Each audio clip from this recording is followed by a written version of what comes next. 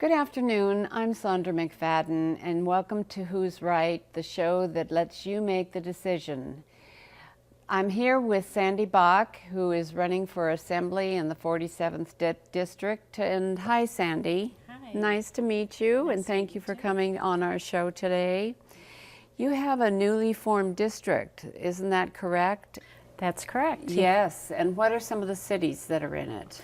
Well, my hometown, McFarland, and then working from west to east, it would be North Fitchburg, and then Town of Dunn, McFarland, north to Monona, and Blooming Grove, and then also some of the town of Cottage Grove, and also some of the city of Madison, and to top that off, then the town of Madison, parts of that which are sprinkled, kind of interspersed in the city of Madison too. Wow, Exactly. That's a challenge. It is a challenge.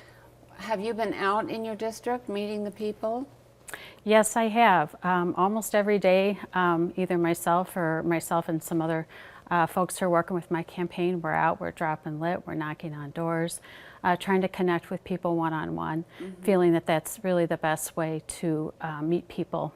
In my own town, I know a lot of people, but in Fitchburg, Monona, Cottage Grove as well, really spending a lot of time meeting those people.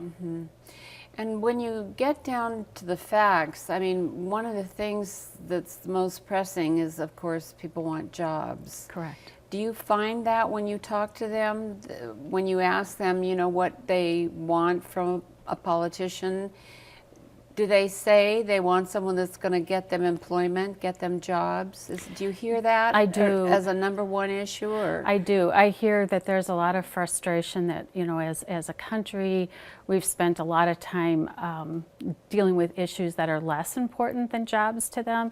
And what they're really looking for is their legislators to really focus on what they consider the most important thing, because it's so central to all the other issues that they care about.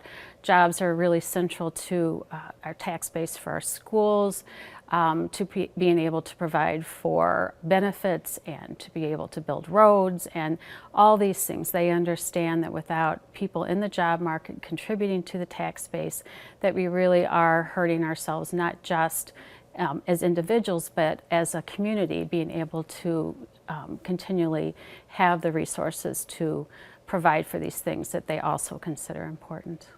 So what do they ask of you when you hear they want jobs? What do they want you to do about getting them a job as their legislator? Right.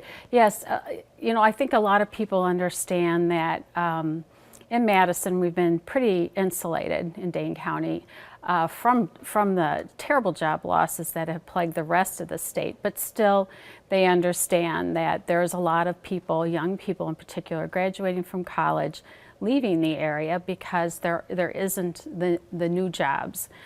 We haven't maybe lost the jobs, but we haven't been able to grow the jobs as much as other places. So how do they expect you to grow jobs? Well, what they're looking at is a couple of things. One of them is to decrease the amount of regulation so that people have incentive to, in the courage and the confidence to be able to open new businesses, and a lot of that would be in the high-tech sector.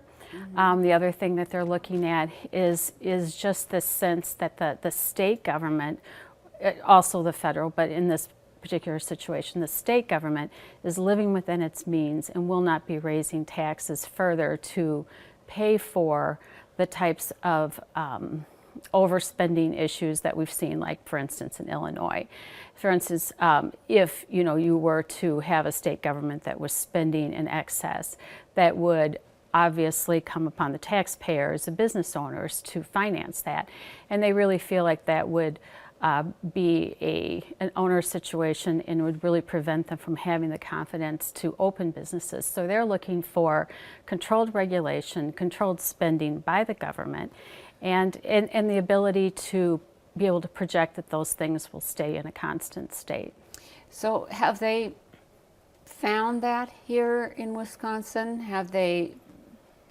Do they feel that since Walker has come in and you know, changed things here, that they do have less spending and that they find that more money will come into Wisconsin and there will be more money going into job creation here? Do they have that attitude? I think it's improving. I think it is. I think it's been, you know, a difficult transition, you know, of a mindset to, you know, leave behind some of the frustration and the anger and the emotion that's been part of these, you know, past year and a half plus now.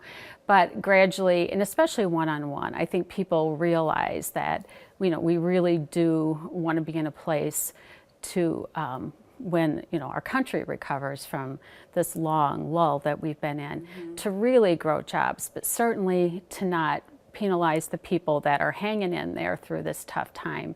So people are starting to realize, you know, that as emotional as it's been, we have to really look long term, and we have to really look statewide and even further to be able to have the confidence to maintain, grow, particularly those high risk kind of situations where you're asking people to invest in new technology that's going to require, you know, a couple years before it comes to fruition to really have that confidence. But there should be a feeling of hope because of Walker and his programs. I mean, and that should be trickling down into the people you're talking to. Yes. And I wonder if it is. I think it is. I think it is. Because, I mean, are you mentioning that to them? Oh, yes. You know, I'm saying, you know, when we, especially these past few days, you know, when we've seen some of the unrest that's happening in the city of Chicago, I think people are starting to realize that we really had to balance the private and the public sector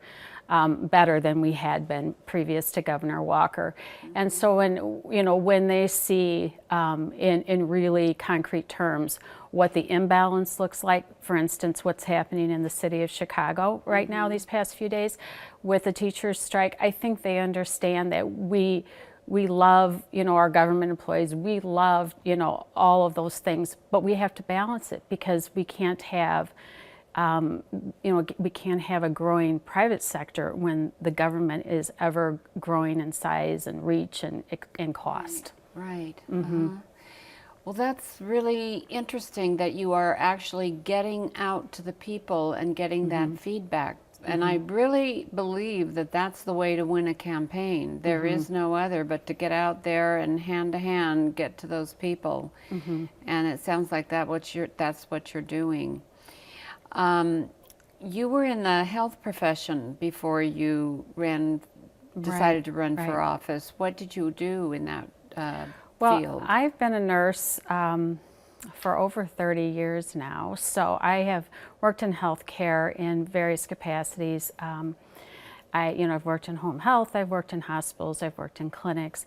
Most recently, I worked at the Children's Hospital, our wonderful American Family Children's Hospital in Madison in pediatric oncology, and got to really work closely with families who were dealing with, you know, devastating illnesses, and you know, saw the state of healthcare for those very, you know, it's a very small population of children, but a very I think important segment, because when children are diagnosed with cancer, it impacts many years of their lives, as opposed to when an adult is diagnosed with cancer in their 60s or 70s, may affect their last 10 to 20 years of their life, or, you know, maybe 40 or whatever, but we're talking a whole lifetime.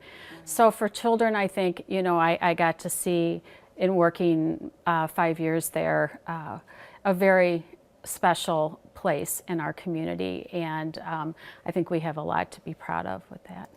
So what is your take on Obamacare, and do you think that Romney will be able to get rid of it and start anew? I do hope that Governor Romney wins, and that is one of the first things he's able to do is repeal Obamacare. I think it was a huge overreach by President Obama, and it is part of the malaise I think our economy is feeling right now. And I also think, you know, in addition to the religious rights that have been stepped on. There's a lot of employers that are really understanding the scope, the reach, the really regulatory environment that's going to place. Yes. The cost. It's just unfeasible, so we have to repeal Obamacare. We have to look for some really market-based approaches to health care. I think Wisconsin's a perfect place to do that because we really have in place an infrastructure that I think will lend itself to that free market and also to the small scale, almost like an experimental kind of state where counties can say, okay, let's try this. We think this might be right for our county versus something that's a national program that may not be specific to the needs of a smaller geographic area. Cost-wise, that's more effective, much more fine-tuned to what the actual needs to the citizens of that area are as well. Well, that's a very interesting idea. I like that. Well, thank you so much for coming to visit us today. I appreciate having you here. Sandy Bakk, and she's running for Assembly in the 47th District. So please let us know. Go to our website, whosright.org, and tell us how you feel about this interview. We'd like to hear from you. And thank you for joining us today.